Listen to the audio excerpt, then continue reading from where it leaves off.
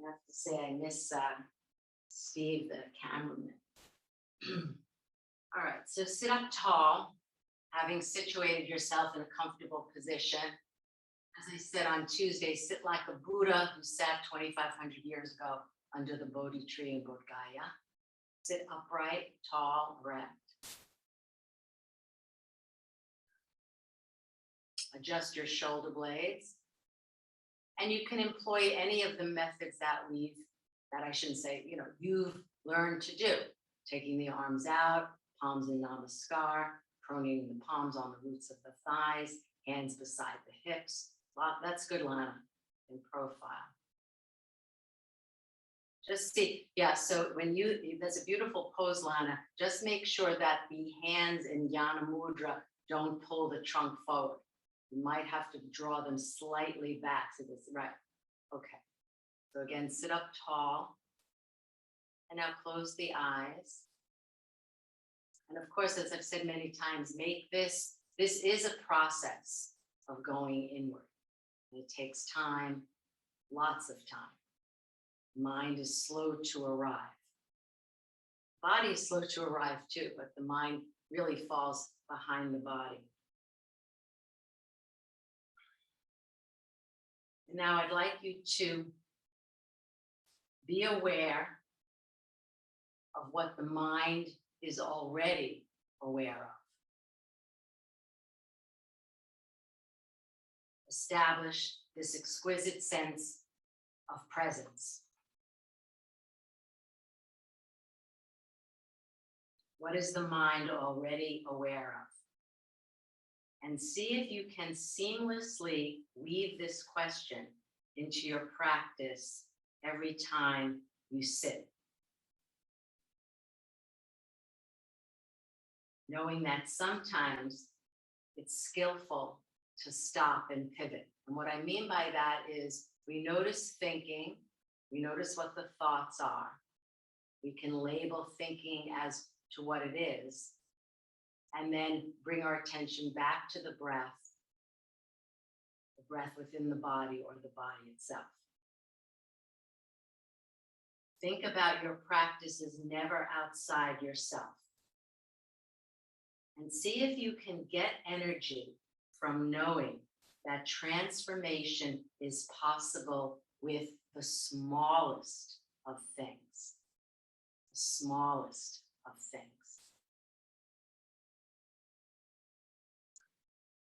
See if you can look at the smallest ways that suffering creeps into your life. It does not need to be there. And notice that these small sufferings can add up. Notice the small ways that you suffer.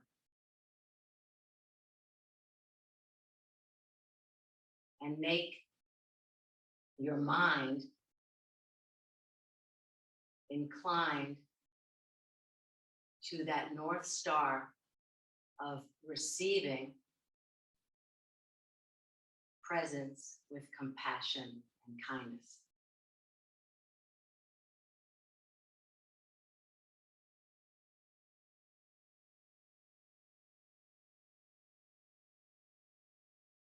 Now, if you'd like, you can repeat the Bodhisattva vow that you've been reciting for some time, or perhaps your own personal vow that inclines your own mind to that North Star of kindness and compassion. May I be a boat, a raft, a bridge for all beings to cross the flood. May I be a resting place for the weary. May I be medicine for all who are sick. May I be a lamp in the darkness for those who are lost. May I do so as long as earth and sky and galaxies exist, until all are enlightened, vowed to be here to serve them all.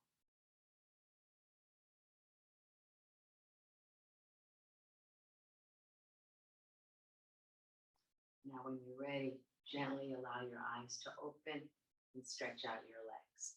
So for those of you who have a thoracic roller, you can, as this one is, you can do this next posture lying on it, or you can just lie yourself down with a bolster vertically and your pelvis in front of it, okay? So we're basically, it's a chest opener. Start with bent legs, everyone. So here. If it's more comfortable, and for some of you it might be, the way we have been doing it is to put your buttocks on, all right? The roller's high, but you can do it with a bolster. Walks, less so. Lubna, that's fine. Yeah. Say hi, Andrea. That's it, Nancy. So start with bent legs and then you'll extend. Yeah, that's fine. You can start with bent legs. Yeah, you can sit in front of the belt bolster, Lana. Good. All right, just wait there. Just to open the chest. We've done this just to summarize and try to remember all the things that we've done. Yeah. And then the feet can be hip width apart as you extend one. That's good, done. And then the other. Roll the thighs in.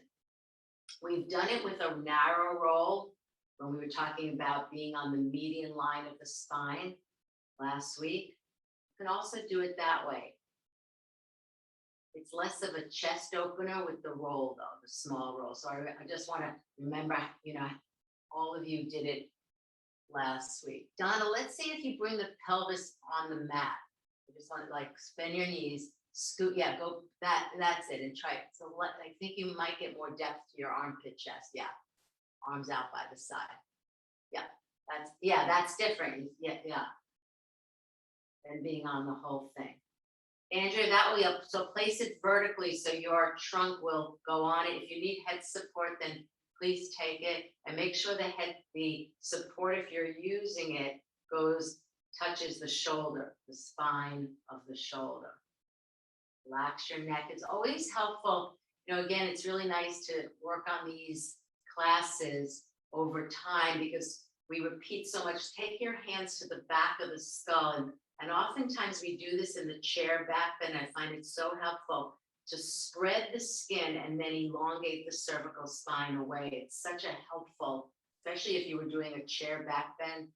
Those of you who do chair back bend. Janet, you could probably get a little, if you had more height underneath the chest, you see it's a little flat, that support. Your white, yeah.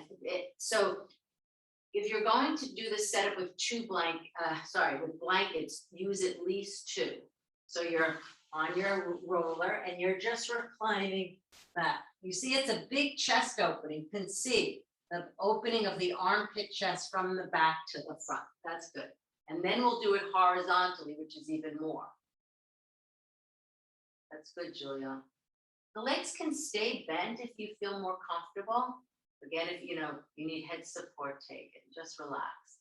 Make sure, Lubna, the shoulders are not lifting to the ears. Just tuck, like I'm doing, tuck that posterior deltoid. Let the skin move down. That's good. That's better. And make sure, so if the arms are higher than the shoulders, it's more likely that the shoulders will lift. So keep them either lower as you have, Julia, or in line. That's good.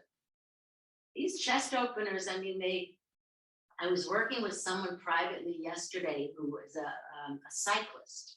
So that person, with biking, just the very shape of biking rounds the upper back a lot. So he has some restriction in the upper back. So this is like an antidote to that, right? Okay, that's good. Just relax the eyes if you want to close them.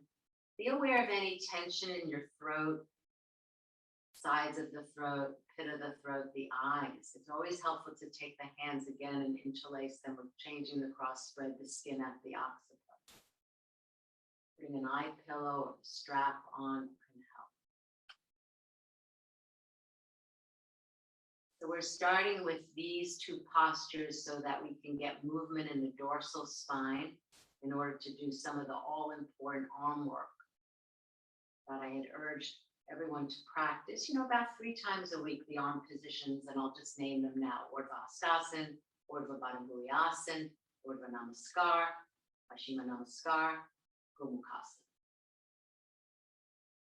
Even Garudasana, which we did last week or the week before. Okay, now to come out, Bend the knees, gently roll to one side. Now, again, either with blankets or with bolster or with thoracic roller. Many of you have this, right? And then now, because it's horizontal, likely most humans will need at least one blanket, maybe two, depending on if your chin lifts up and you feel any impingement at the cervical, then take two blankets. So it's the same thing. We start bent legs, and now this roller blankets bolster is going across the bony scapula, right? And then head support. So it's the same shape, except for the fact that the first time it's vertical, the second time it's horizontal. The horizontal tends to throw the neck back, and that's not a bad thing if you don't mind the extension of the neck. For some people, they want to avoid that, especially if you have GERD. Okay, good, Andrea. Just make sure now the shoulders, for everyone, not lifting up to the ears, because that tendency is more there. Lubna, my friend, I think it needs to be, I almost feel like I want it more thicker for you. Okay, yeah, be careful when you get up that way, Lubna. Yeah, just for your back. Yeah, try it with the cylindrical, like look at, you see Lana? Can you see her maybe in your screen? She's got the same bolster. Yeah, exactly. And then add the head support as she has too. That's good, Lana. So what I'm looking at is that depth in the chest. Julia, good. I realize with the standard size, Julia, like you have, if you don't have a long spine, you see how the front of the bolster catches the waist. So that's not ideal. So I'm loving the thoracic, Andrea, good, because it's narrower and it gets more of that chest. That's good, Lubna, to lift. Donna, really good. All right, these are good. Nancy, yeah. All right, these are wonderful. So this is chest opening work, which we'll do the Paryankasans next week. But we're doing this to kind of kick that dorsal spine in. So think of like if you were watching the tour, what is it called? The Tour de France or something, that bike race. And you see all the bikers, you know, hunched over, and then you want to yell at them in the screen, right? You got to straighten up. Of course, they won't go as fast. That's good, Luna. The feet are really, when I look at the feet being spread apart, you can see that there's relaxation in the pelvis and abdomen and diaphragm.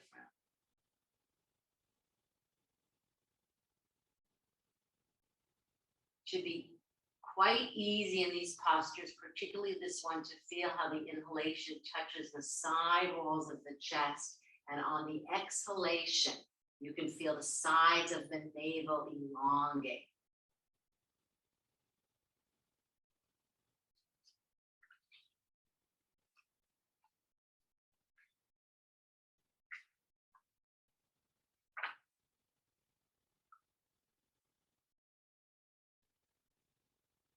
And pay attention, even, we are doing this for the armpit chest, but do spread the feet without hardening the toes. Extend through that ankle heel. If you're at the wall, you can easily feel the feet, Janet. That's really good. Keeping the feet perpendicular. So many of you have the feet at the wall. Okay, now to come out, bend the legs again. Good. Bend the legs. That's it. And go to your side. So when you're, if you have a chance to get one of these can really be wonderful because it's the right depth. You see how it's much narrower than that standard shot size bolster. So I don't know these are so old. Like I used to have 15 of them and now I'm down to one. I must have lent them out and didn't keep track of them. But anyway, if you I'm sure they sell them on Amazon. Okay, so that would be a good thing for chest opening work, which we'll do more of next week. So now I want you to get a strap. Hi, Lindsay. Everybody, get a strap, not too short a one. So we're going to do work with what we did on Tuesday, but I was unable to, I couldn't see many of you in terms of when I was demonstrating it. So I'm going to stand in profile.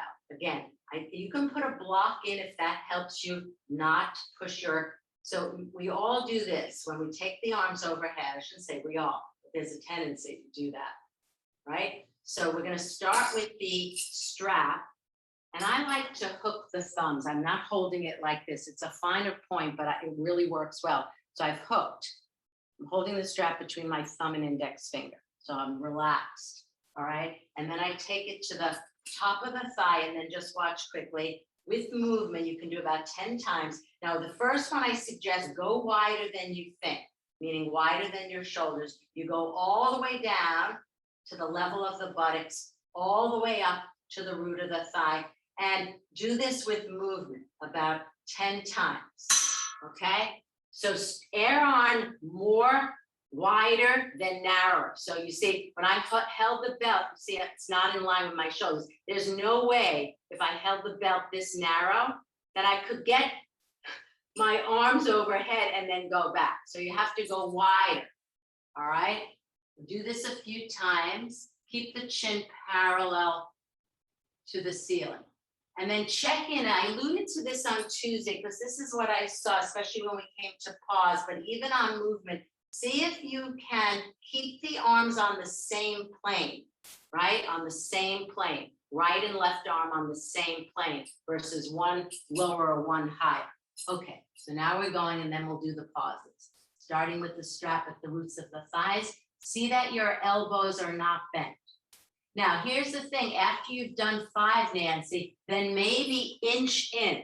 So if you're holding here, say, then inch in. Make it slightly narrower. Slightly. Keep the arms straight. Don't, no one's going to bend the elbows. Yeah, keep it taut. Keep that strap taut. Yeah, you know, this work, and we've done it, and we might do it next week with a dowel, but it's easier to do this a little bit more fluid with the belt than the strap, although the bone on the wood on the shoulder blades can feel good. Donna, now can you go all the way down, or is that strap? Can you untie the belt though? Make it just one long thing. Yeah, instead of, yeah, exactly, because the loop is too small. Okay, now we're going to do the pauses. So it's the same thing. I start at the top. I have the index finger and thumb embracing the belt, and then I'm going to pause at the level of the shoulder blades, and then I just check in on the screen. You can see yourself. So my right arm tends to be lower than the left. I have to adjust and then bring it down to the buttocks, up to the level of the shoulder blades. Check in with the arms, over the head, and back to the roots of the thighs. So we're doing the pauses behind the back to the root, and then overhead to 90, and then that's good, Lindsay. And then to the shoulder blade level, weight there, head back, Janet, if you can, thighs back, and then go down to the back of the thighs. Okay, and then do about 10 of those. To make it a little more challenging, inch in, make the belt a smidge less wide, but not dramatically less wide. You know, maybe 1/4 to 1/2 inch. That's good. These are good. Keep going. So just think of this as a lubrication for the armpits, the shoulders, and the thoracic spine. Good. Pause at that shoulder blade level. Check in to see that you're level, which looks pretty good. And then down to the buttocks, and then overhead again. Good. Can be done with a long, you need a long down.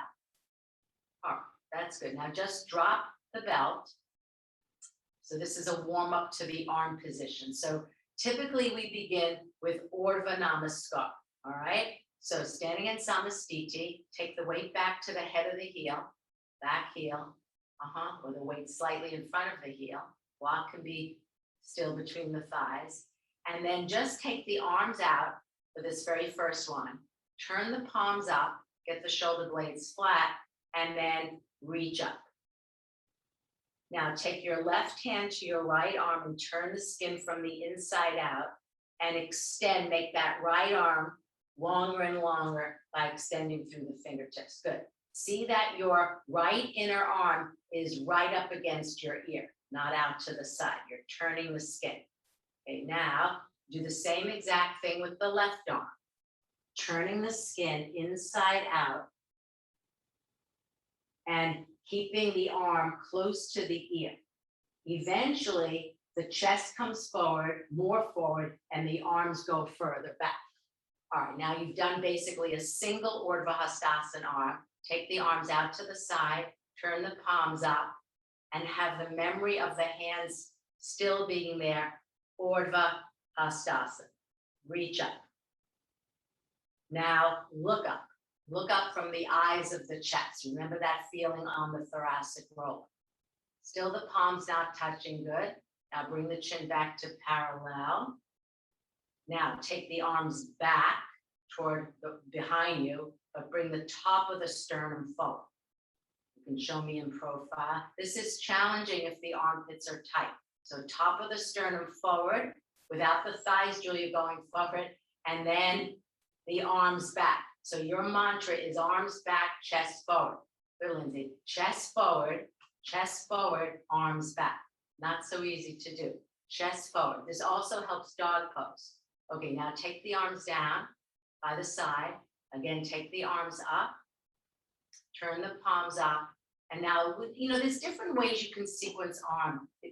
Arm work, it doesn't have to always be the more traditional way of Urdhva Hastasana or Urdhva Namaskar or Urdhva Namaskar. So we're going now to Urdhva Namaskar with movement, touch, go. So see if you can bring the palms together, release, and then repeat, just with movement to Urdhva Namaskar, like I'm doing. Just have fun. You can make a sound. In and out, quickly. In and out. Urdhva Namaskar. In and out. In and out. In and out. Okay, now bring the hands to the back of the head, the backs of the hands to the crown of the head. Part the elbows. Find the shoulder blades flat. And now reach up. Don't let the arms come forward. So Urdhva Baddha is a little bit harder than Urdhva Hastasana, but not as hard as Urdhva Namaskar. So it's sometimes good to sequence something harder before you go back to something easier. Usually we teach, of course, easier to more challenging. Ask yourself if having done Urdhva Namaskar with movement improved your Urdhva Baddha. Keep turning the arms from the inside out. Okay, now bring the hands, the backs of the hands to the crown of the head. Swap the interlace, elbows out, shoulder blades on the back, Urdhva Baddha. Reach up.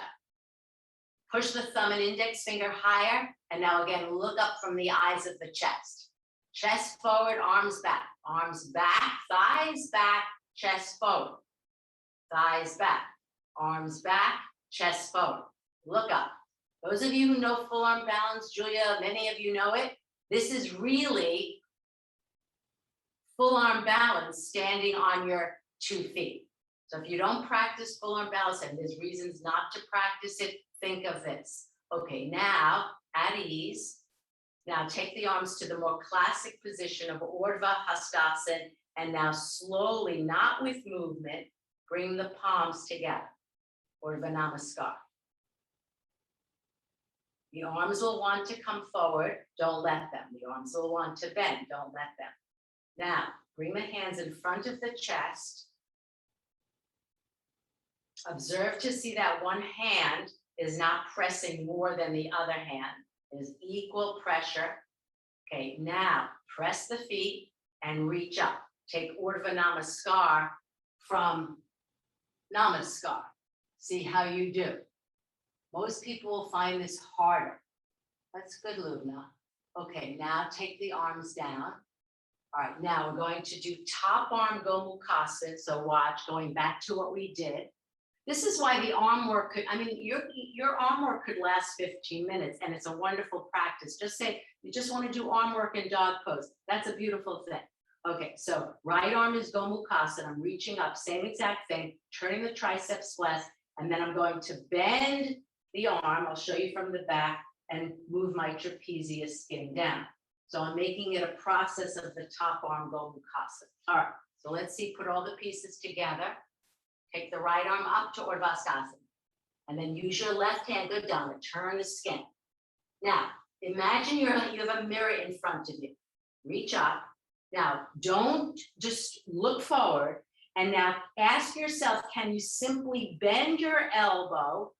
Let your fingers touch the trapezius skin, but don't let the elbow come forward. Lubna, don't let the thighs come forward. So this is really a tapas. because this is a self-study. You know, you do one thing and then ask yourself the other.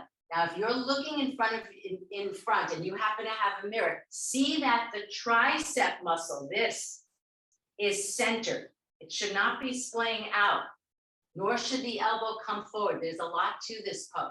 That's good, Donna. The elbow point is pointing straight upward. Okay, and then change sides, left arm, same process. Turn the skin, reach up, send the fingertips to the ceiling, and then can you bend your elbow, keep the tricep. So I'm keeping my hand there and turning that skin. I don't want the elbow to come forward. I want to keep the face in the same position. Janet, that's good. That's it, Gail. The upper arm should be close to the ear, hence that's why it's called cow's ear pose. Okay, now at ease. All right, now we're doing the back right arm. So when you take your arm behind you, don't take it too far back. Just let the arm hang loosely. Imagine I'm standing in front of you and I'm turning your skin. And look, I don't let the elbow swing back. If I do that, the deltoid rolls forward. So I relax my arm. I just bring it in line with the waist and then see any amount. Now, if there's any restriction, Janet, you know, any restriction, this bottom arm is generally a hard arm to get in Gomukhasana. Keep the hand pretty much in line with the level of the waist. Over time, that hand will come up higher, okay? All right, let's do it. You can show me from the back or from the side, Lana. That's it. Now, what I would do is use your left hand, Lana, and put it on that deltoid. And make sure of the left hand on the right deltoid and turn that skin back. Turn it back. Make sure the right deltoid doesn't project forward. You're using your hands. It's the very best way. That's it, Donna. Okay, walk the hand up any amount, but knowing that it's perfectly fine to keep it at the level of the waist. Good, Julia. Andrea, that's good. Be careful with the shoulder. All right, left side. If one has a shoulder issue, this can be probably the most difficult posture, the back arm in Gomukhasana. Other side, and there's usually a difference. All right, so look, again, this is just, hopefully my skin's not shaking. Okay, so the arm is relaxed. All right, and then I don't push it all the way back because, gosh, I don't want that to happen. I just want to move it, and maybe I'll even keep it here. I'll keep it here before I track it. And then I was telling Lana, turn the skin, turn the skin, turn this skin. It's the upper biceps, bottom of the deltoid. You have to imagine, Lubna, I'm standing in front of you doing this to your arm. You see what I'm saying? This thing to your arm. I'm in front of you, or have Lana do it for you. Okay, go higher. So see the difference, Andrea, my friend, on the two sides. Right and left side, dramatically different. And right side, left side. Good. All right, now let's do the full pose. Now, what I will do with the full pose, don't get the strap yet though. Just do it with that same movement. In and out. And when you're going with movement, again, imagine you're looking at yourself in the mirror. Keep your head in its place. Don't let your head bob around, especially bring the chin down. If anything, it might be nice to look up slightly. Lift the chin up will help. All right, so with movement, full pose, Gomukhasana. Don't turn the head. You gotta be, yeah. I know it's tempting.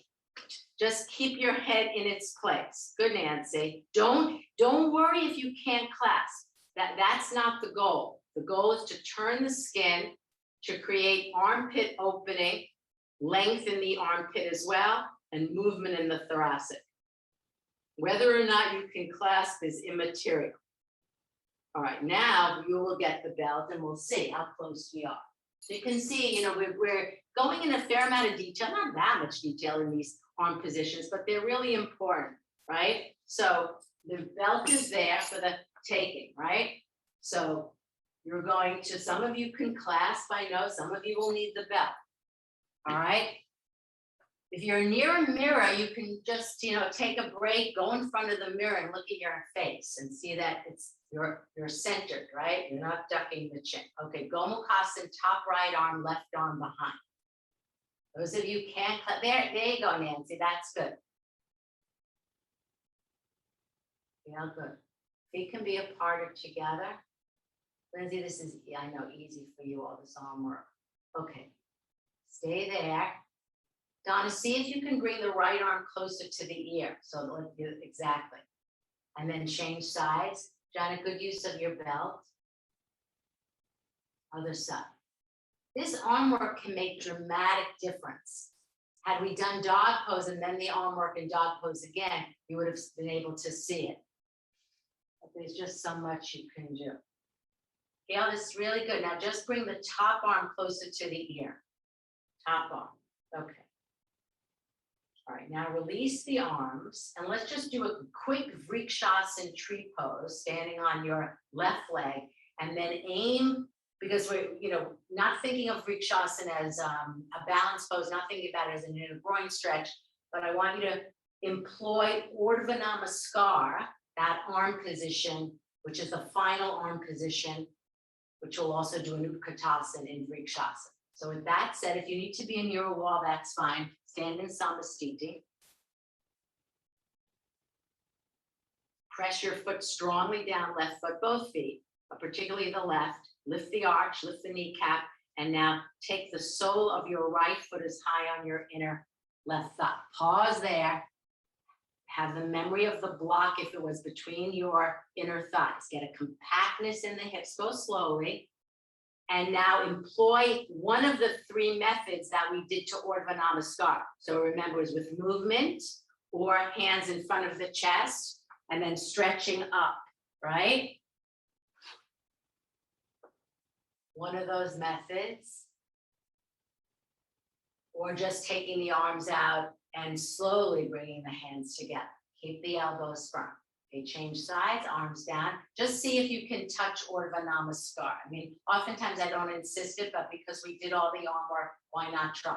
Okay, here we go, standing on the right foot. Raise the left leg, pause. Yeah, Donna, you could, yeah, that's good, manually. Now, firm in, Donna. Really press the foot. I know, press the foot. All right. Compact the hips, and then employ a second way of going into Urdhva Namaskar. With movement, not with movement, from Namaskar in front of the chest. And then find out, in taking the hands together, is your throat tense? Okay, these look good. All right, now take the arms down and take the leg down. All right, have a chair. It need not be a yoga chair. We're doing Uttita Trikonasana. If your hips bother you in any way, groin issues, do on a diagonal. Otherwise, we're doing it the classic way. All right. So the first way, and if anyone, Andrea made a point, I want to just say something about this. So she made a good point. She had told me after class that the back of her heel of the front leg bothered her. So this often happens, especially when the stance is too wide. And if you remember, those of you who are on Tuesday, and I'm going to today ask you, I insisted that you have a long wide stance because we were using the wide stance to make sure we got a long spine. But here's the thing, when you go very wide in Uttita Trikonasana, there's a tendency for the back heel to collapse on itself. So I told Andrea, in order to prevent that, you lift your foot up, or better yet, would be to put a block. So this happens, it happens to my foot, but it doesn't, it's not so much pain. But here's the thing, I'm taking a wide stance, and I explained this on Tuesday, and I'll explain it now because some of you aren't here. In order to get maximal length in this pose, here's my Uttita Trikonasana. You cannot be too short. You cannot be too short in terms of the stance. But here's the thing, as I explained to Andrea, when your stance is too wide, that tendency to compress the back heel is there. So if that happens to you guys, anyone, not just Andrea, then raise your foot. I just did it, I didn't have a prop nearby, I lifted the foot up, or you could put it on a block. Okay, it was a good point. All right, so let's do this. Uttita Trikonasana to the right. Stand in Samastiti, and I want everyone to take as wide a stance. Now, can you go too wide? Of course, in which case the knee will bother you, the hips might bother you. All right, take a wide stance. Turn the right leg out. Left leg turns in. It's a lateral pose, so your trunk is facing forward. All right, now extend the arms out. Turn the palms up. Find those shoulder blades and lift the tricep skin up to the bone. All right, now, very slowly, at least 5 seconds, you're going to raise the right arm slightly higher than the left. Press the left foot down firmly, and from the pressing of the left foot into the floor, reach out. Keep the leg straight, reach. Take time, reach. Don't let the right leg bend, and then touch down. If your back heel bothers you, lift the foot up. Lift the foot. Andrea, I think it will work better, honestly, be more stable on the horizontal side, the egg. The horizontal, no, just place it flat. Flat on the horizontal. Bit flat. I'll get an egg this way. If you need to come up, do so. Ronnie, it's perfect. It's like a quarter round when I turn it on the side. It's perfect. That way, I'm just concerned it's more, if I would place it flat like this. You see?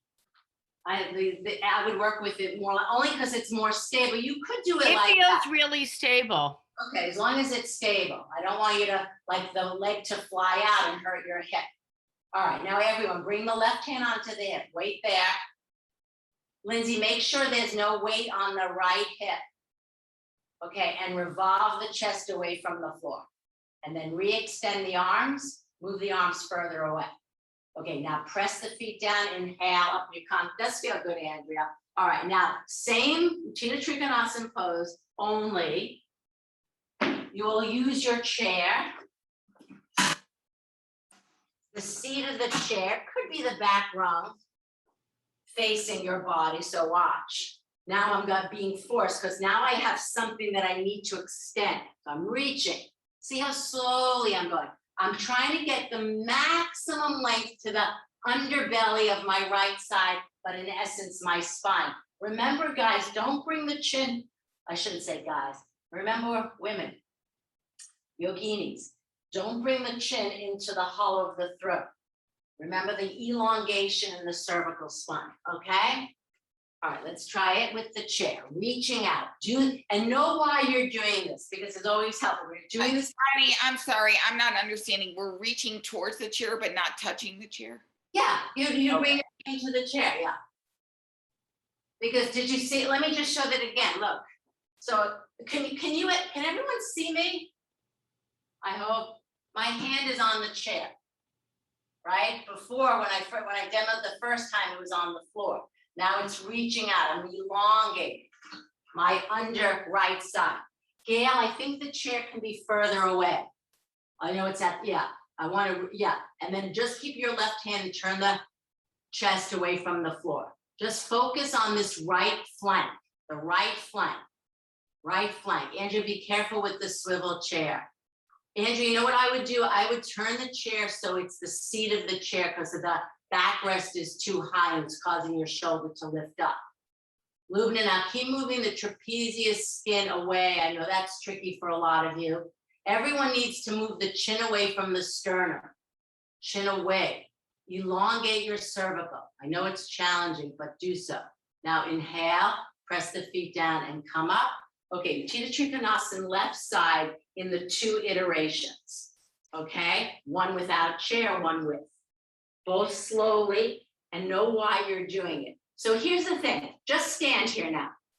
It should feel, your right flank should feel very different than your left, doesn't it? Having just done Utthita Trikonasana to the right. So now just extend up through your arm. Try it this way. Reach up. Left arm. Which side feels longer? The right, because we've just done 2 iterations of Trikonasana. Okay, now Utthita Trikonasana to the left. All right, so go slowly, take a nice wide stance. You want to, yeah, that's fine, Andrea. All right, now turn the left leg out. See that the foot is pointing straight on. Don't let the toes turn inward. And now slowly take the left arm up a little bit and reach out, round the back heel. Do it from the back leg. If you need to, Lindsay, that's it, on the diagonal, it's the same, you can still get the elongation in the spine. Remember, if anyone needs to do these side lateral poses, which we're not only doing this one, other than trying a half moon on a diagonal, that's fine. That's good, Donna.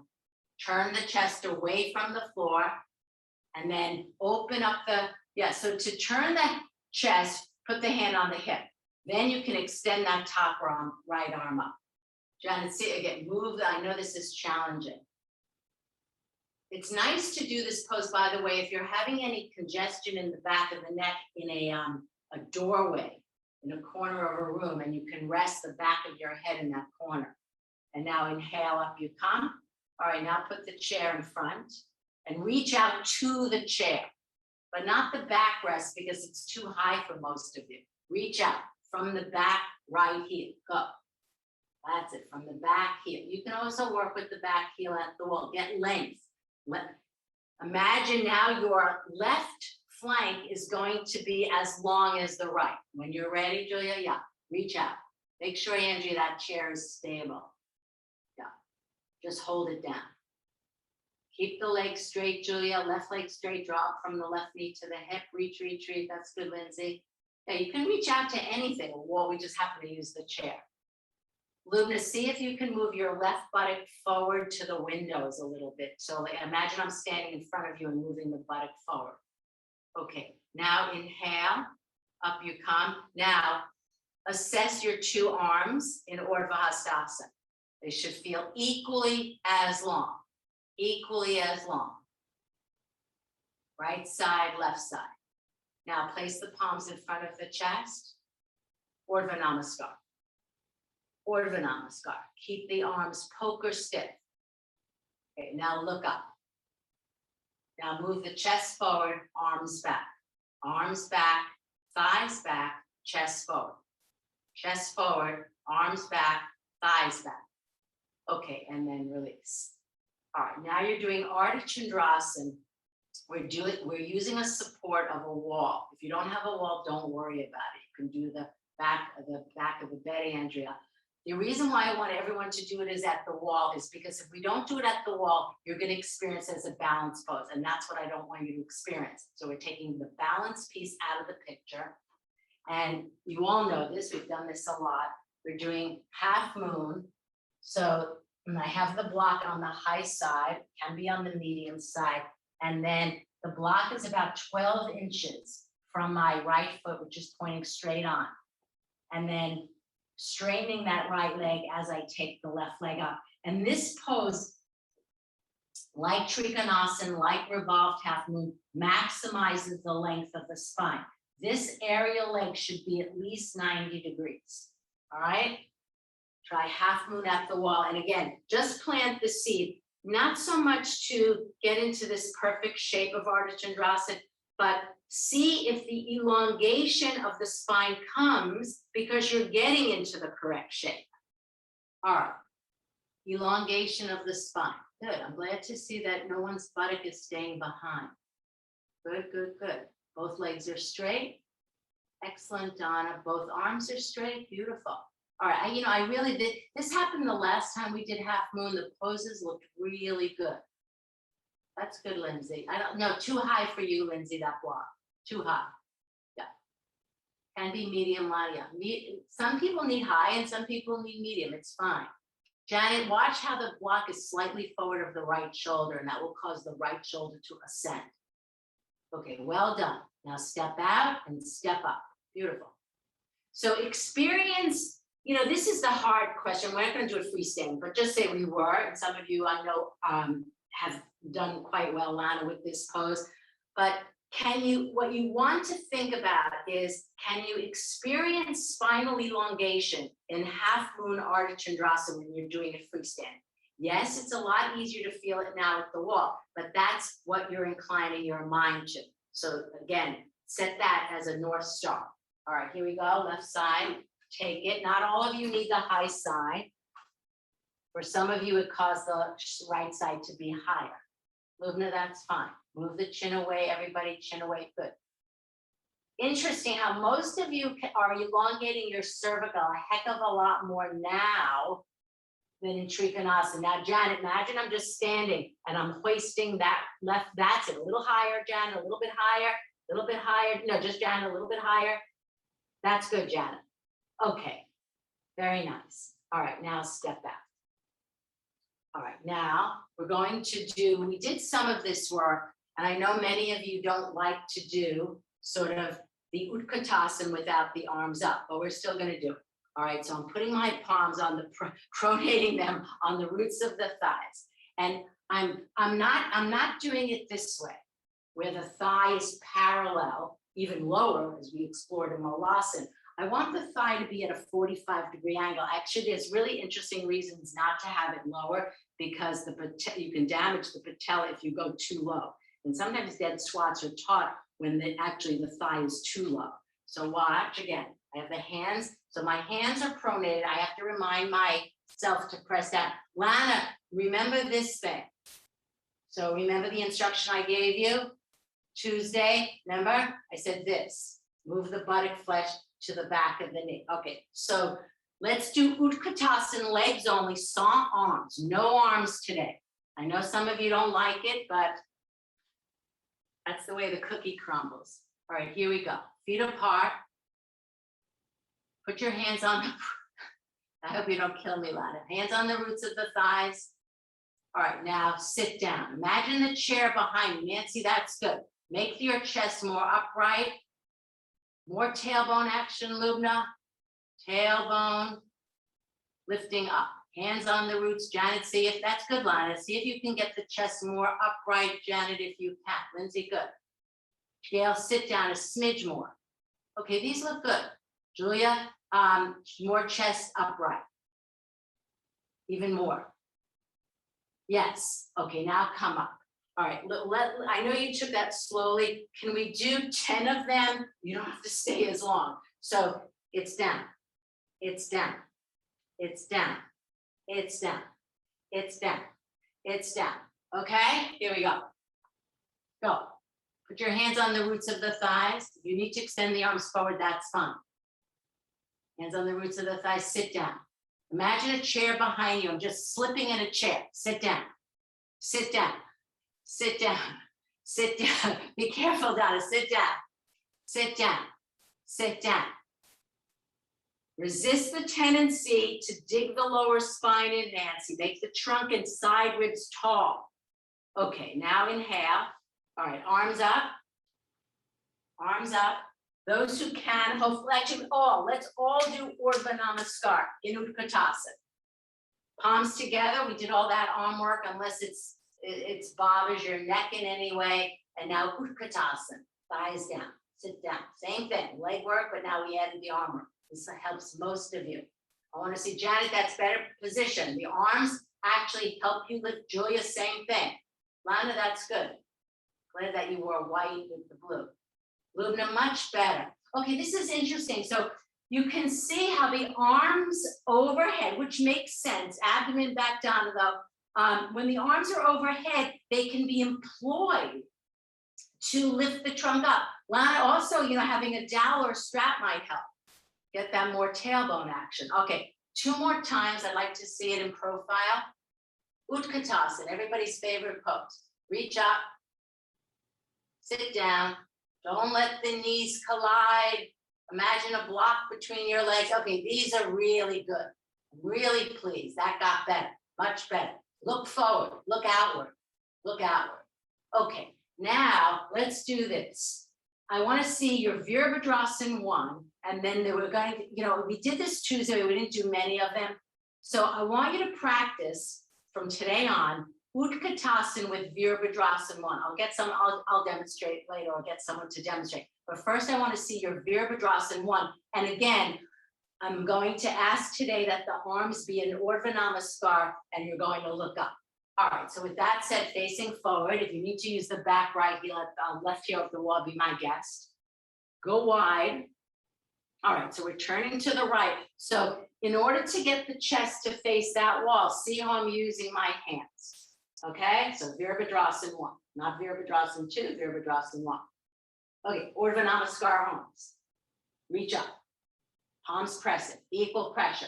Now, like Utkatasana and then some, ground the back leg, keep the left leg straight, and go down. Imagine your hand on the root of the thigh. I want the chest, everybody's chest, perpendicular. If ever there was a time for it to be perpendicular, these are really good. I think this sequence is really helping. Top of the left knee back down. Just straighten that left leg more. Okay, well done. Inhale up, you come. I think these might be the best Virabhadrasana ones I've seen. And I'm serious. Okay, change sides, go wide. Use the arms to turn the chest to face the left leg. Okay, palms up, find the shoulder blades. So employing all that beautiful work that we did in the arm work, and you can see how it's manifesting now. Palms up, Urdhva Namaskar. Oh, I didn't say look up at the last side, sorry. Keep the back leg straight, which means you have to press the top of the inner upper right knee back. Keep that leg straight, now go down. But as much as you go down, go up with the arms, go up with the arms, go up with the arms, up, up, up, down, down, down. Down with the left leg, up with the arms. Now look up, don't let the arms come forward. It's chest forward, arms back, chest forward. Okay, and now inhale up you come. All right, now we're gonna do the tricky part. So you all know you've just been in Virabhadrasana 1. You have to, so when you do vinyasa, you have to, in the transition from Utkatasana to Virabhadrasana 1, you have to give up on a little bit of that perfection. Because when you go from Utkatasana to Virabhadrasana 1, the descension of one of the legs will come up and then you have to press it back down. So that being said, let me demonstrate what I'm talking about. Okay, so we're gonna come back into Urdhva Namaskar arms in Utkatasana, and then Virabhadrasana 1. So I'm going to take my arms up and I sit down. Now I'll do this in slow motion. I'm going back with my left leg. Now, did you see purposely my right leg had to lift a little bit up in order to do that? But then as I come into Virabhadrasana 1, I have to settle this thigh down. So you've just done Warrior 1, so your body has the memory of that pose, and you're going to come into Warrior 1 on the right side from Utkatasana. Now, you're going to go right side, left side, right side, left side. We're going to do a bunch. Ronnie, can you just show the transition from Utkatasana to Warrior 1 again? Yeah, so it's Utkatasana here. I'm going to show on the left side. And then I step back, in this case, I'll go slowly. So here, and when I step back, this thigh came up a little bit, but then I go down to Warrior 1. It's almost impossible to keep it down when you transition. So I'm just making that point because maybe you would have observed that, maybe you wouldn't have observed it.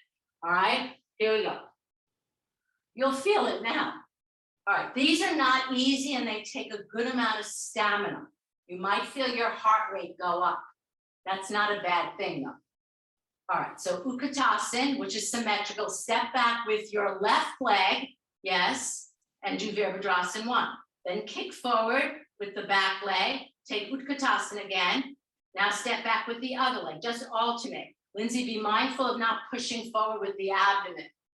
Really get more tailbone action. Go back and forth. I know it's not easy, but you can do it. It also might be easier with sneakers on. So stepping back, stepping forward, Utkatasana, Virabhadrasana 1, right side, Utkatasana, symmetry. Good, that's it, Donna. So you can see how the thigh comes up a little bit.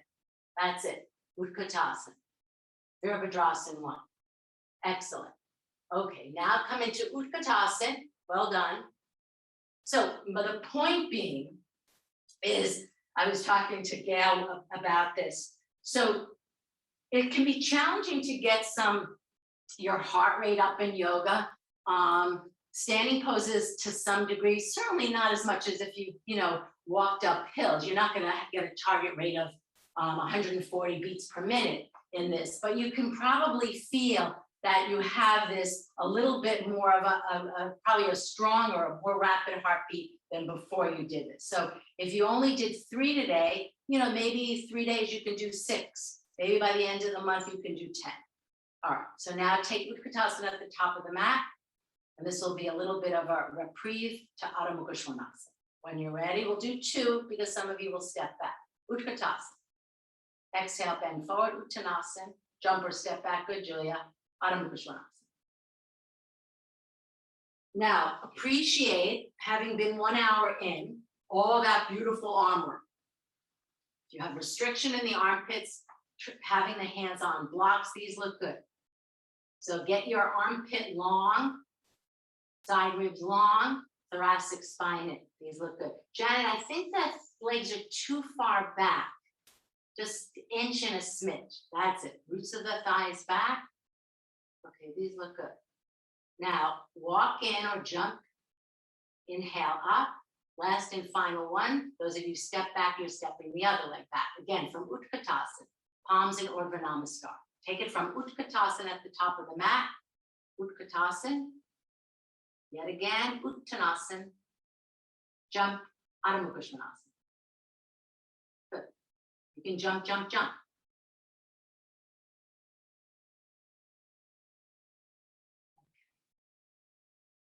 So experience dog pose here more as a resting pose. Certainly after Warrior One and Utkatasans with movement, it will feel that way. So where you put a pose in a sequence will make a difference in terms of the how you feel the pose physiologically, psychologically. And of course, if you had a support underneath the crown of the head of the forehead, you would feel even more relaxed. All right, now this time walk your hands back toward your feet, hands back toward the feet. Take Uttanasana, hands beside the feet and go down. You need the blocks. Yes, we'll put the hands, the backs of the legs is fine. Roll the buttocks over, roll the buttocks over. Don't let the buttocks move back. Sides of the ribs, waist long. Okay, now inhale, up you come. All right, now, and have the chair. Well, it doesn't need to be the wall. We're doing the transition of Warrior Three. So I just step back, you won't move, just here. And then I'm going to bring my chest toward my thighs and elongate again my spine in the Warrior Three transition. So you see I'm making the armpits longer and thinner as I reach, and I can stay here quite for a long time because my hands are actually on the seat of the chair. We'll stay about a minute, kick forward, and then of course change sides.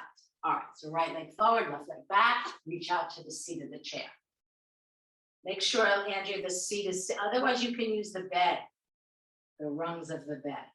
Janet, see if you can bend your right leg more so the knee is over the ankle and the thigh. Now again, think about why are you doing it this way? Good, Gail. Sides of the, make your side, remember the theme of the class. Good. Keep plugging back, Donna. The outer right hip from the knee to the skin. Draw a line from the right knee to the hip and pin the right hip into the left arm, i.e. don't let the right hip move out toward me. Okay, these look good, Julia, good. All right, now step in with your left foot and repeat, obviously, left side. Again, know why you're doing it. So it really makes a difference in just like, are you doing something just to do it, or are you doing something to manifest and create something to happen? So this is the whole thing we're working on, the side ribs, the inner arms, the outer arms, and the elongation of the spine, but do indeed keep your cervical long. Don't let the head drop. That's good, Andrea. Good, Lindsay. That's really good. Grow your spine. So right now you're 5'8", and in a moment, make yourself 5'11". Good, Gail. All right, now come up. Now, if the chair is at a wall, move it away from the wall. Andrea, you'll have now, the enjoyment of that. Your chair will actually slide. So now you're doing the same exact thing. And I wouldn't have it on a mat. You could have the front rungs on the mat or on, something that it's got to slide on. So you're coming back to the same thing. It's pretty obvious, right? Warrior Three, the transition, and then you're sliding the chair away and coming up into your finest Warrior Three, okay? All right, can also be done with holding the back rung. Let's see how we do. All right, so we're going back. You can step back, come back to the transition. Good, good, good. Want to just bend the right leg a smidge more. Reach for the seat of the chair. All right, now shifting the weight. Good, Gail. Onto the right leg. Draw up from the right knee to the hip and reach out. That's it, Lindsay. Reach out. Don't let that right hip move toward the screen. Watch the hip, Andrea. Right hip moves into the midline. I know we tend to list on that right leg. See, here's a good instruction. Keep your left aerial heel in line with the center of the perineum. Okay, and now come out and change sides. Well done, well done. Okay, transition warrior 3 with chair and soar forward. Make your spine long. Lindsay, lift the abdomen slightly away from, that's better. Not that high, yeah, but not the shoulder blades, just the abdomen. That's good. Just imagine my hand right underneath your navel, Lindsay, and lift up, lift up. Now adjust your right heel, my friends, so the heel is not moving out of the median line, but keep your inner right heel in line with the center of the perineum. Okay, and then at ease. All right, well done. Now you're taking, we didn't do this Tuesday because I needed to demonstrate it, and it was challenging, that whole thing. So have one block in a wall. We're doing Pavrita Ardha Chandrasana, and I'm just pausing here to tell you Pavrita Ardha Chandrasana, revolved half moon, is the pose that Iyengar says, and I say this because this is his work. It's the pose that elongates the spine the most. So we did all the poses that elongate the spine, but this one is sort of the top of the heap. All right, so now I'm going to show you. So I'm going to be very careful in the way I describe this. So we always start the standing pose as the right, we're going to stay on the right leg. So in order to do this with the chest facing forward, I'm taking my left hip, I'm standing sideways. My left hip is touching the wall. Okay, now pay attention. I'm stepping back with my left leg. Sorry, get this out of the way. So that my right leg will be in front. All right, so my right hip is pretty much, I won't say it's pushing into the wall, it's up against the wall, but I'm not leaning into the wall. Then I'm coming into kind of like I touch a little bit of revolved triangle, and then I'm going to Pavrita. See, I still have the wall to enjoy the abduction of my left hip and right hip, and then I come into the pose. This is a pose where this aerial left leg will want to be lower than 90 degrees. You have to work with tenacity to lift the leg higher. All right, here we go. Pavrita Ardha Chandrasana, standing on the right leg with the chest facing outward, which means the left hip has to be at the wall. All right, step back with the left leg. Opposite Janet, the left hip, the left leg is at the wall. You step back with the left leg so the right is in front. Go wider, Julia. Yeah. All right, now that's it, Gail. You've got it. Your chest should face mid. Now take your left, it's your right leg you're standing on. The left hand comes out. It's opposite arm. Good, Lou. No, okay, many of you got this. Julia, watch how your standing right leg is forward. You got to keep that leg perpendicular. Andrea, now raise that aerial leg a little bit higher. Have the chest facing outward. There is a way of doing it with the chest at the wall, but today we're doing what we call anterior facing. Gail, lift the leg a little bit higher. I know it's hard work. Okay, well done, change sides. That was good, Lindsay. All right. All right, so now now you have to actually reverse, turn yourselves around. Now put your right hip against the wall. And again, don't lean into the wall. Step back with your left leg. Right? Did I do that right? Step back with your right leg, sorry. Your left leg. So you're standing with the right leg at the wall, touching the wall, touching the wall. Step back with your right, so the left leg is in front, and then you're coming into touching revolved triangle to the left, bending the leg, stepping out with the right hand, and stepping up with the right leg. That's it, Lana. So it's revolved half moon. Take the shoulders back, Lubna. Angie, you've got this. Yeah, these look good. Pin that hip in more, Lana. It's challenging to pin the standing hip in. The aerial leg will now enjoy the wall, but you've got to abduct. Okay, these look good. So this, I want you to experience now in this moment here of Pavrita Ardha Chandrasana. Now that we just know the geometry, which leg is in front, which leg is behind, can you experience the spinal elongation? All right, now I would like to, I won't ask you to do it again, but tomorrow, see if you can practice this again so that it's not what you're not saying to yourself is which leg is back, which leg is forward. Because when we do that, the pose becomes about, we reduce it to, it's just geometry. I want you to experience what Iyengar said, the elongation in the spine. Now we're going to come down on the floor. You'll appreciate that. Have a bell.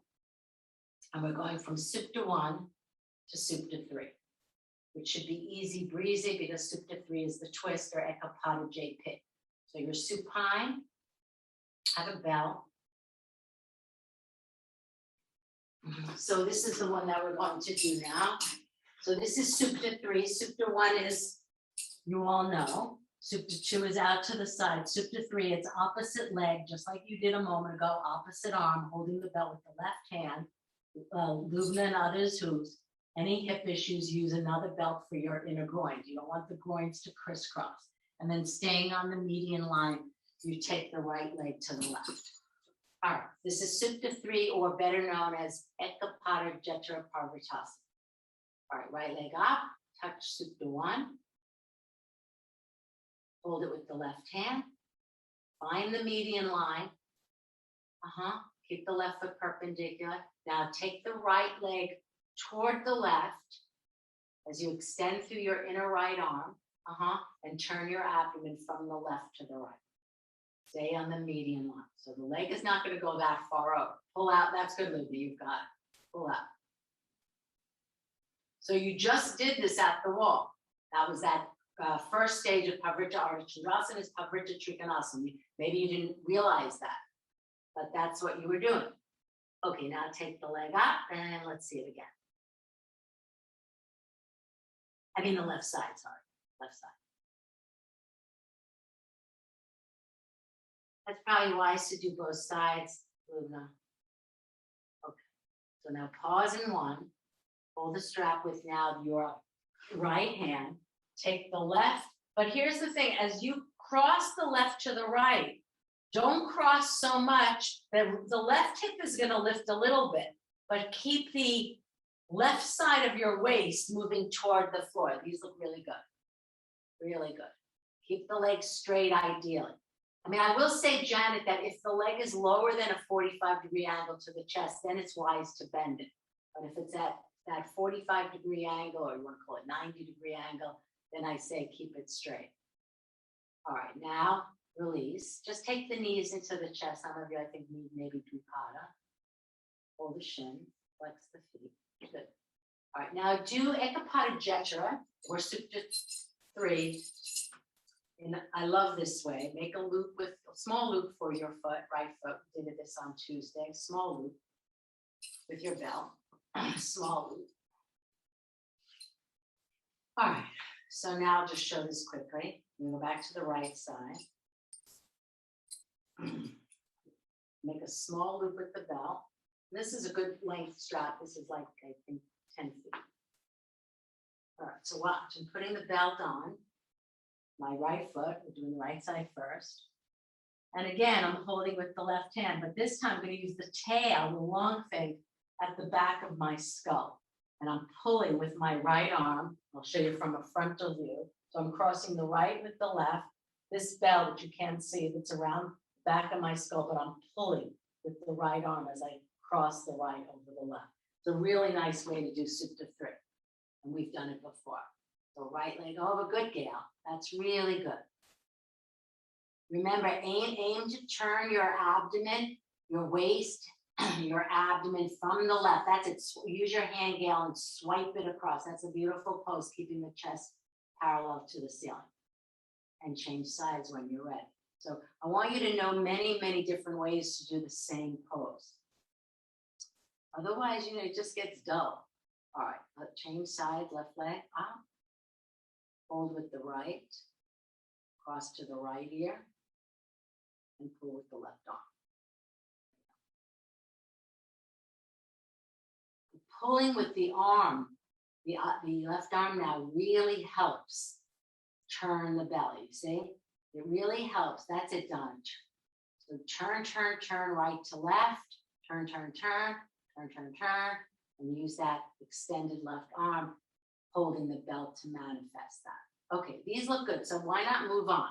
We're gonna go to Jethra Parvatasana, turning of the belly pose without belt, no props, okay? If this bothers anyone's back, then you know to do the bent leg variety, right? Bent leg variety. Otherwise, we're doing straight leg. We start at 90, extend the arms out. You can put the mat horizontally if that helps. Make sure your hands are not higher than the shoulders. They can even hold the mat. And then we're taking the legs to the right, have the memory of Ekapada, and then to the left. Now, if you can't stay on the median line, then shifting the pelvis to the left as you take the legs to the right is perfectly fine. All right, here we go. Straight legs, 90 degrees, weight there, bent. Gal, anyone can do Janet bent leg, that's fine. If your back bothers you in any way, do bent leg. Okay, now shift or not, take the legs to the left when you're ready, stay on the median line. Reach out through the opposite arm, good line. Okay, these look good. Aim to get the feet hovering over the hand. So the left legs are crossing to the right palm. Now inhale, lift, shift or not, and now repeat. Go back to the right, or some of you on the left. If you're bent, which is fine, do bent. Do a few rounds, at least 3, aiming. Let your intention be to aim the feet so that they wind up over the palm of the respective hand that they're embracing. They're not into the palm, but they're hovering over. Okay, and then when you're ready with that 3rd round, bend the knees into the chest and take Dvipada.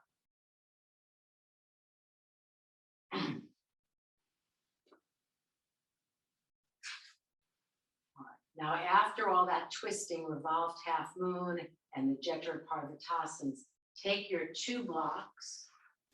So this is just a different way to get a chest opening. I'm putting my blocks side by side. I know you can't see them because they're brown on the brown carpet. Oh, that's better. Okay, and then I'm going back. So my shoulder blades, it's bone on brick. I'm starting here just to get that chest. I just want you to keep the legs bent, and then we'll go to Supta 2. All right?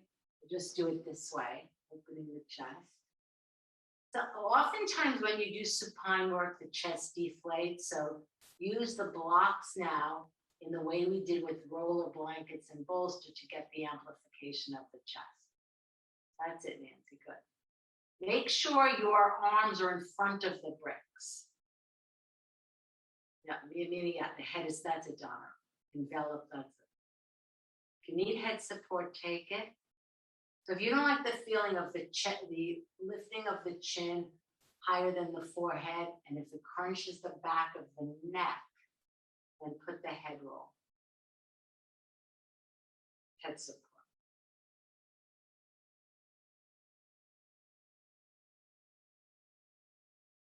Okay, now bend your legs to aerate out the abdomen after the twist. So the feet are flat on the floor. Then bring the soles of the feet together, heels as close to perineum. So Supta Baddha Konasana with horizontal bricks. And we're doing this now to create space in the abdomen, having done twist. Well, we did, or you could have done Supta 2. Just relax.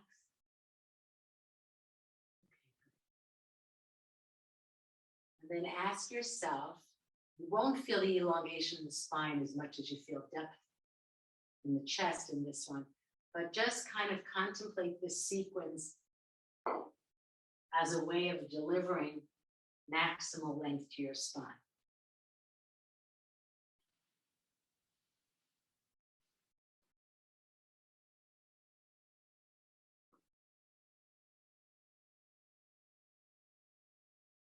So we have time to do exactly what I wanted to do.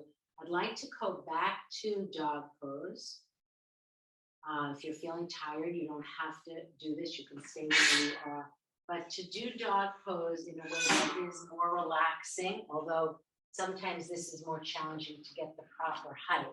So I'm taking a bolster to support. For some of you, you'll be more to the forehead. Others, you might have the crown of the head. Those of you who do Shirshasana, Julia, head balance, and others, see if you can come onto the crown of the head. So in this pose,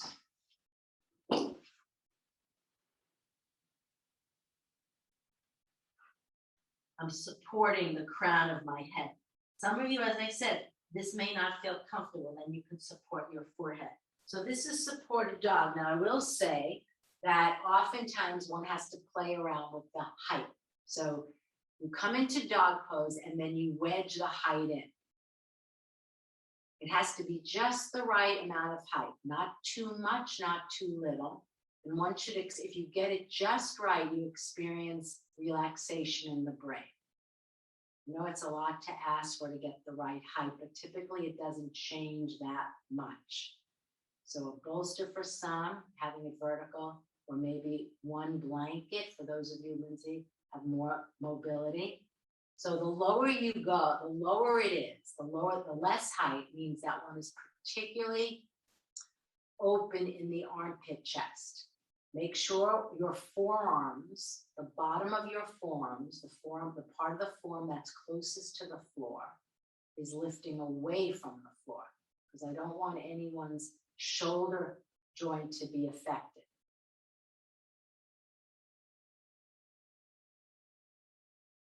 And it's hard to teach this one on the pose because it's even hard in class to teach it, getting just the right amount of support. So again, do this in a way that you're not improving perhaps dog pose, or certainly not for the hamstrings or calves, but use it as a respite. And you rest your brain, having done all those standing poses. You can explore being on the crown of the head. Those of you who practice Shirshasana, it'll be easier to get the crown of the head on the floor, on the support, or you can be where the forehead and where the top of the head, the scalp area, the hairline, or on the forehead itself. You might find that as you stay a bit longer, the seemingly support that you put in might seem a little high. It's not uncommon that that happens. You can also use a block, although the block surface is a little bit harder. So, you know, we use softer surfaces for a reason. And then we'll all conclude in child's pose, unless it's problematic on your knees. If your buttocks don't come to your heels, put the bolster in front of you and put your forearms on it. And switch the bolster from vertical position to horizontal. Well done. Arms can at least start with the arms forward and then they can go back. So just as another way of thinking about this is dog pose need not always be an active pose. Oftentimes it's taught at the beginning and certainly opens your hamstrings, but where it is now, that wasn't the intention. Where it was now was with the intention of rest. It's very different. And this is, of course, is the art of sequencing. And then, of course, child's pose, a wonderfully relaxing pose. Now take the arms out to the sides, decentralize. Now observe what happens to the shoulder blades and the trapezius skin. It will move closer to the waist and the arms are decentralized. So this is arm position 2, arm position 2. Arms out to the side, feel width across the chest. And then the final position will be arms down by the side, extended behind you. You can have the backs of the hands on the floor. That's fine, Don, I'm going to raise the hands.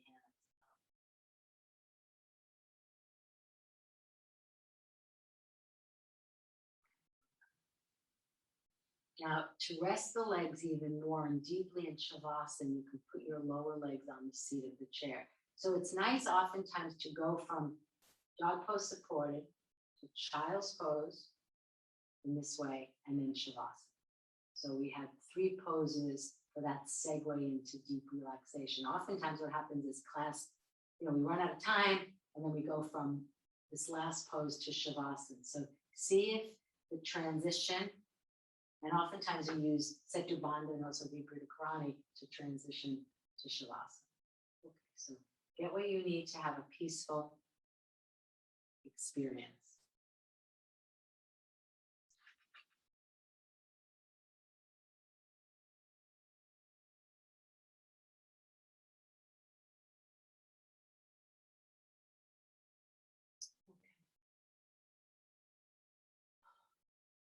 Use an eye pillow, you can dim out the light.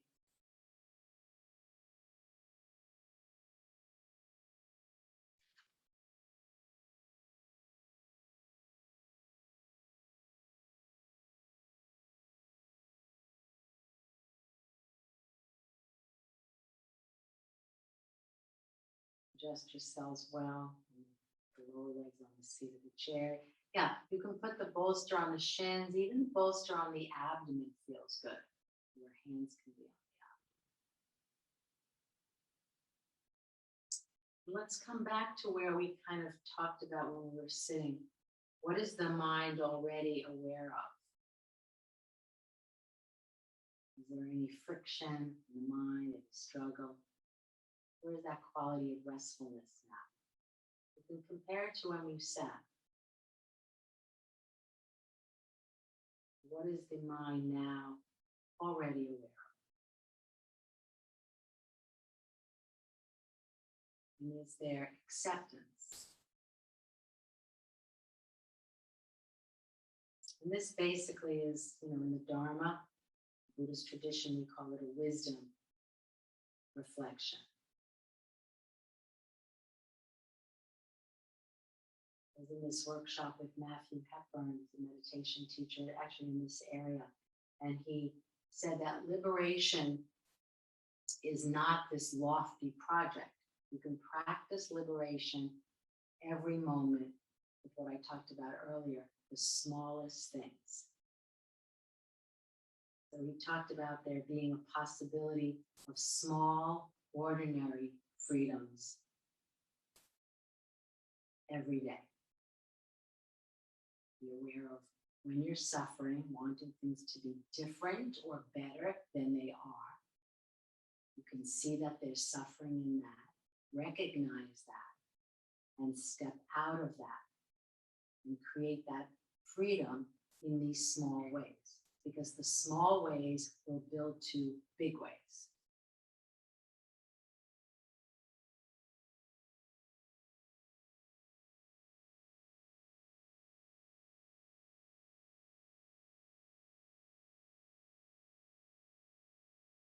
In any given moment, there is freedom, there is liberation, but we get stuck. Stuck in wanting, resistance, craving, holding on, attachment. Wanting things to be basically different than what they are now at the moment.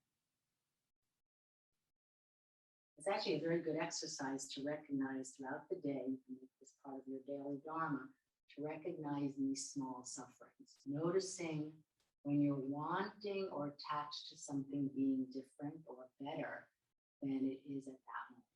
Just notice that. How many times a day will it come up today? And it's in the very smallest of ways. It's also in the very biggest of ways.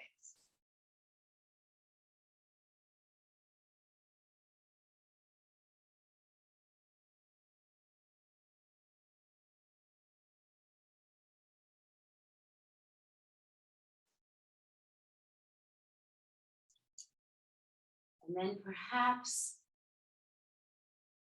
setting once again your intention, that pole star, that North Star for you, whatever it might be, the Bodhisattva vow. But clearly, something that reflects compassion and kindness.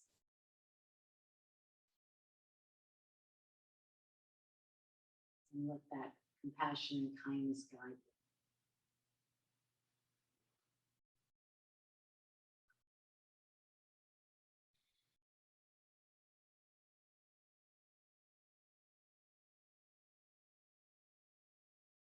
Of course, once you set that intention of that high and lofty vow, you just know that you're going to fall short of it.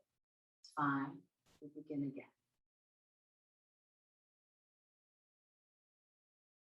day you might find you have to begin again.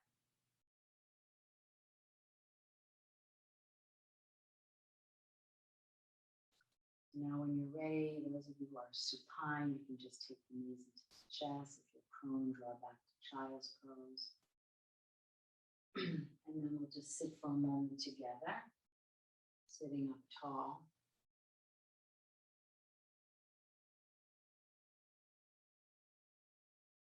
Now take this time as we sit to feel your spine. Not only the median line of the spine, which will be easier to feel from the sequence, but the sense of tallness in the spine.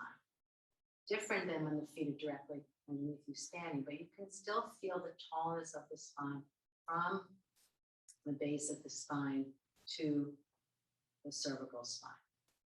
If you need to adjust the neck, please do in such a manner that spreads the skin at the back of the neck, just in the same way we did at the beginning of class. But there will be more awareness of the spine after class than before.